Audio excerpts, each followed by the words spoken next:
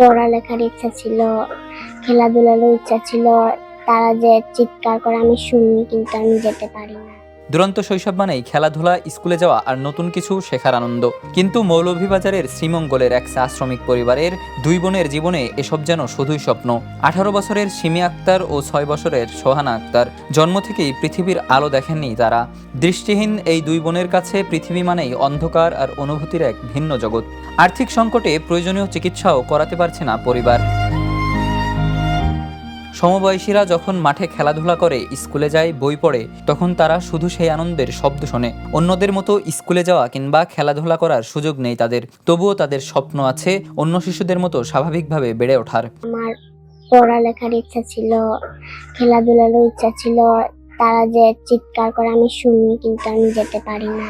আমার সঙ্গে সাথীরা তো স্কুলে যায়, লেখাপড়া করে। আমাকেও স্কুলে যেতে ইচ্ছা করে, লেখাপড়া করতে ইচ্ছা করে। আমি দৃষ্টিহীনের কারণে স্কুলে যেতে পারি না। 2019 সালে শ্রীমঙ্গলের ভাড়াউড়া চা বাগানের ফ্যাক্টরিতে কাজ করার সময় মারা যান তাদের বাবা। এরপর 4 মেয়েকে নিয়ে সংসারের হাল ধরেন মা আসমা বেগম। চা বাগানের ফ্যাক্টরিতে কাজ করে কোনো মতে চলে সংসার। মা কাজে গেলে দৃষ্টিহীন দুই বোনের দেখাশোনা করেন দাদি ও চাচি।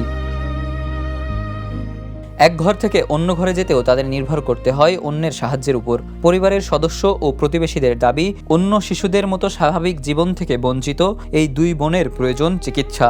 কিন্তু অভাবের সংসারে সেই সামর্থ্য নেই। পরিবারের আশা, চিকিৎসার মাধ্যমে অন্তত একটি করে চোখে যদি আলো ফিরিয়ে আনা যায়, তাহলে বদলে যেতে পারে সিমি ও সোহানার জীবন। কিন্তু দারিদ্র্য আর আর্থিক সংকটই এখন তাদের সবচেয়ে বড় বাধা। দুই বোনের চোখের আলো ফেরাতে সরকারি বেসরকারি সহযোগিতার আহ্বান জানিয়েছে সিমি ও সোহানার পরিবার। সিমি সোহানা চোখে দেখে না, তারা তো জন্মগতই অন্ধ। তারপরে তার আব্বু 2019 সালে মারা গেছে। আমি বাগানে কাজ করি, এক চা শ্রমিকের 185 টাকা মজুরি আমার। এইটুকু টাকা দিয়ে আমি তাদেরকে চিকিৎসা নিতে পারছি না। অন্যদিকে এরই মধ্যে দুই বোনের একজন প্রতিবন্ধী ভাতার আওতায় এসেছে, অন্যজনকেও দ্রুত ভাতার আওতায় আনার কথা জানিয়েছে জেলা সমাজসেবা কার্যালয়। চোখের আলো না থাকলেও স্বপ্ন দেখতে জানে সিমি আর সোহানা। তাদের স্বপ্ন একদিন স্কুলে যাবে, অন্য শিশুদের সঙ্গে বেড়ে উঠবে আর নিজের চোখে দেখবে এই সুন্দর পৃথিবী। Desk report, the news. দেশে দেশে সবার সাথে দ্য নিউজ।